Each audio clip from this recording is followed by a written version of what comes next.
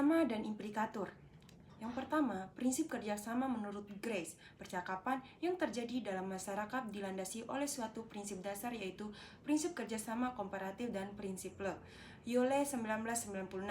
Grace juga mengatakan bahwa dalam percakapan penutur akan mengharapkan bahwa mitra tuturnya akan melaksanakan kontribusi percakapan seperti yang diharapkan saat ujaran muncul, sesuai dengan tujuan dari pertukaran pembicaraan Kerjasama yang terjadi dalam komunikasi ini terwujud dalam 4 maksim, yaitu yang pertama itu maksim kuantitas, memberi informasi sesuai dengan chain informatif mungkin seperti yang diminta agar tujuan percakapan tercapai.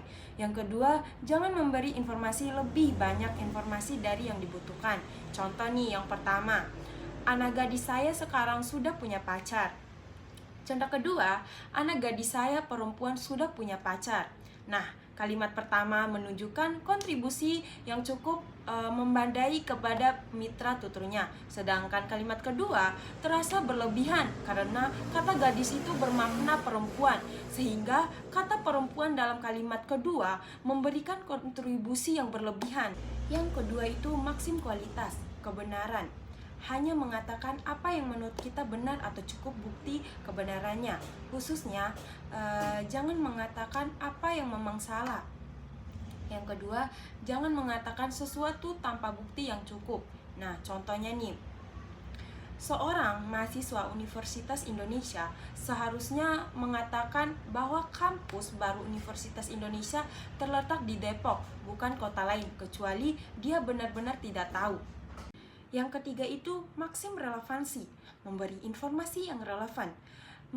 Maksim ini berarti setiap peserta percakapan harus memberikan kontribusi yang relevan dengan situasi pembicaraan. Contohnya nih, contoh pertama, si A, kamu mau minum apa? Si B menjawab, yang hangat-hangat saja. Contoh kedua ini, si A, kamu mau minum apa?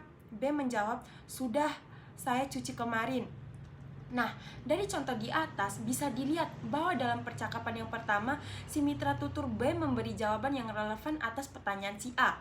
Sebaliknya, jawaban B dalam percakapan kedua adalah jawaban yang tidak relevan karena tidak menjawab pertanyaan si A. Yang keempat itu adalah maksim cara atau kejelasan. Memberi informasi yang jelas, khususnya menghindari ketidakjelasan, menghindari ketaksaan, mengungkapkan informasi secara singkat, mengungkapkan secara beraturan. Berdasarkan maksim cara, setiap peserta percakapan harus berbicara langsung dan lugas serta tidak berlebihan. Dalam maksim ini, seorang penutur juga harus menafsirkan kata-kata yang digunakan oleh mitra tuturnya. Berdasarkan konteks pemakaiannya, pesona bahasa 2025. Contoh nih, contoh pertama itu si A mau menonton apa, komedi atau action? Dijawab oleh si B, komedi saja yang lucu. Contoh kedua itu si A mau menonton apa, komedi atau action? Dijawab oleh si B, sebenarnya drama juga bagus loh, tapi ceritanya biasanya berbelit-belit. Komedi membosankan, kalau action juga yang main tidak bagus. Nah, dari dua percakapan di atas dapat dilihat bahwa jawaban si B pada percakapan pertama lugas dan tidak berlebihan, sedangkan jawaban si B dalam percakapan kedua tidak memberi informasi yang jelas. Nah, hal ini dikatakan melanggar maksim cara. Singkatnya, maksim-maksim ini menjelaskan secara detail apa yang harus dilakukan peserta tutur untuk dapat berkomunikasi secara paling efisien, rasional, kerjasama, yaitu mereka harus berbicara dengan tulus secara relevan, jelas, sambil juga memberikan informasi yang memadai. Levision 1983. Selanjutnya kita akan membahas implikator. Nah, implikator adalah makna tersirat dalam suatu tuturan yang tidak diungkapkan secara langsung, tetapi dapat dipahami berdasarkan konteks dan pengetahuan bersama antara penutur dan pendengar. Fungsi implikator adalah menyampaikan informasi secara halus atau tidak langsung, tanpa mengatakannya secara eksplisit.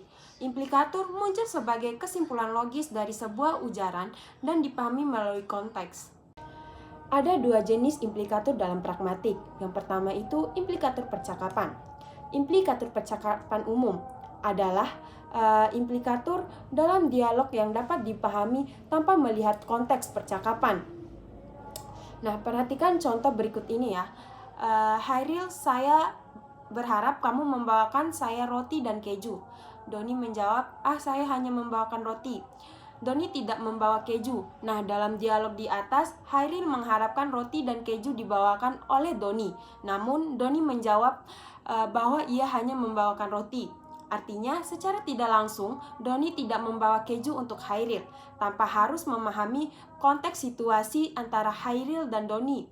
Implikatur dalam dialog di atas dapat dipahami. Yang kedua itu implikatur berskala. Yule juga menjelaskan implikatur berskala dalam pembahasan tentang implikatur percakapan umum. Nah, pemahaman tentang implikatur berskala ditandai dengan istilah-istilah untuk mengungkapkan kuantitas dari skala nilai tertinggi ke nilai terendah, seperti semua, banyak, beberapa, selalu, sering, dan kadang-kadang. Contoh nih, Desi, apakah semua temanmu ikut ke pesta itu? Citra menjawab, hanya beberapa saja. Nah, tidak semua teman Citra itu ikut ke pesta itu. Contoh kedua, Dina, Riko benar-benar selalu bisa diandalkan ya? Cherry menjawab, tapi kadang-kadang dia suka error. Riko tidak selalu bisa diandalkan. Selanjutnya adalah implikatur percakapan khusus. Implikatur percakapan khusus merupakan implikatur dalam dialog yang baru bisa dipahami setelah mengetahui konteks percakapan tersebut. Nah, contohnya nih, Tuti, Budi di mana, Ton? Anton menjawab, Cico di kantin. Budi mungkin di kantin juga karena di mana ada Cico biasanya di situ ada Budi juga. Nah, berdasarkan dengan contoh pertama dan kedua di atas, implikatur dari tuturan Anton di atas baru bisa dipahami jika penafsiran memahami konteks situasi. Misalnya, konteksnya adalah Cico dan Budi selalu bersama. Selanjutnya ada sifat-sifat implikatur percakapan. Yang pertama itu daya batal. Implikatur dapat dibatalkan dengan menambahkan informasi konteks tambahan yang bertentangan dengan implikatur tersebut. Contoh nih, saya lapar. Implikasi yang mungkin adalah saya ingin makan. Namun implikasi ini dapat dibatalkan jika orang tersebut kemudian menambahkan tapi saya sedang diet. Nah, kedua itu daya kemustahilan. Implikatur dapat diatasi dengan menghadirkan informasi tambahan yang menunjukkan bahwa implikasi tersebut tidak berlaku dalam konteks tertentu. Contoh nih, implikasi saya lapar tidak lagi berlaku jika orang tersebut menambahkan saya baru saja makan. Yang ketiga itu daya pisah. Implikatur tidak terikat pada bentuk linguistik yang digunakan, melainkan pada makna atau isi semantik dari ujaran. Artinya, implikatur dapat muncul meskipun bentuk linguistik yang digunakan berbeda. Contoh nih, saya lapar dan saya tidak merasakan kenyang dapat menghasilkan implikasi yang sama, yaitu saya ingin makan. Yang keempat itu daya hitung. Implikatur dapat dihitung atau ditafsirkan berdasarkan konteks percakapan dan prinsip kerjasama.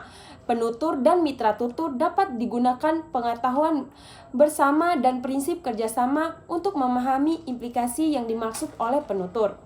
Nah, contoh nih, jika seorang mengatakan saya tidak suka makan sayuran. Nah, implikasi yang mungkin adalah saya hanya suka makan daging.